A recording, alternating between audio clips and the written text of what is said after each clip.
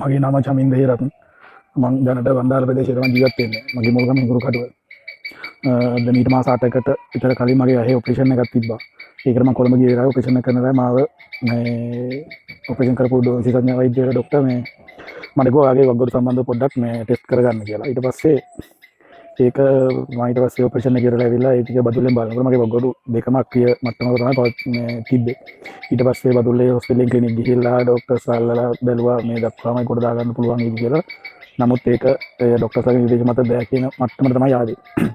මට 2024 ඩෙන්ගු හැදුනා. දෙපාරක්ම ඩෙන්ගු හැදිලා මගේ ගොඩක් ප්ලේට් එහෙම අඩු වුණා. ඒක තමයි ලොකුම හේතුව. මොකද මම වෙන මොනවත් එහෙම මම නැහැ. මගේ කකුලේ තුවාල වගේක් ඇවිල්ලා මම ඒකට ඇන්ටිබයොටික් එහෙම බිව්වා.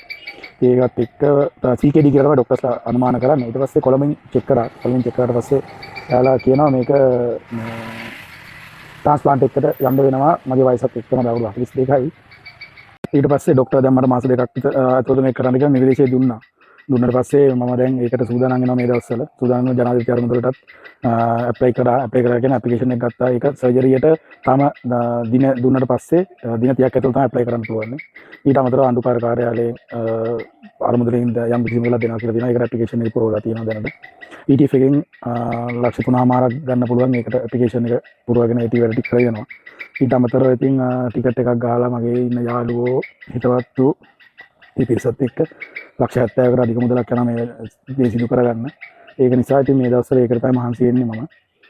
තව පොඩි කාලයක් තියෙන. ඒක නිසා මේ වැඩේ ඉක්මනට කරගන්න ඕන නිසා ඔබ ඉතින් උදව් කරන්න කැමති කට්ටිය ඉන්නවා නම් මට උදව් කරන්න කියලා තමයි ඉල්ලන්නේ.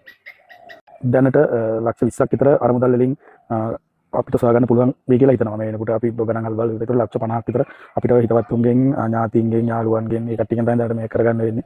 ඒක සඳහා දැන් ටිකට් එකක් ගහලා තියෙනවා. ඒකම ආයතන වලට අපි ෆයිල් එක නිර්මාණය කරලා තියෙනවා. ඒකට මගේ ආයතන වැඩ කරන සේවකයෝත් යාළුවෝත් හිතවත්තු ගමේ ඥාති පිරිස ඔක්කොම එකතු වෙලා ගමේ පන්සලේ හාමුදුරුවෝ එහෙම ඉතින් ලොකු මහන්සියක් වෙනවා අපි.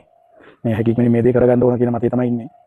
ඒකට ඉතින් ඔයාලට පුළුවන් නම් මේක අපි ගිණුමක් හඳුන්වලා දීලා තියෙනවා. ඒක කමර්ෂල් බැංකුවේ. ඒකත් මාස 3ක් වගේ කෙටි කාලයකට තමයි ගිණුම තියෙන්නේ. ඒකත් දැන් මාසයක් විතර වෙනවා ගිණුම ඕපන් කරලා. එතකොට ඒකේ කාලය තුල අපි මේ සියලුම මේ ටික ඉවර කරගන්න ඕන. මොකද ඒ ගිණුම ඉතින් පස්සේ ඒක වහනවා ආයතනයේ. ඉතින් ඒක ගවර්න්මන්ට් ඇප්‍රූවල් එකක් අධි අවසරයක් ඇතුව දාපු බද්ධ ගිණුමක්. ඒක නිසා මේ හරි විශ්වාසයෙන් අපි මේ වැඩ ටික කරගෙන යන්නේ. ඒ හින්දා ඔබ සෑම දෙනාගේම උදව් මේ අවස්ථාවේදී බලාපොරොත්තු වෙනවා.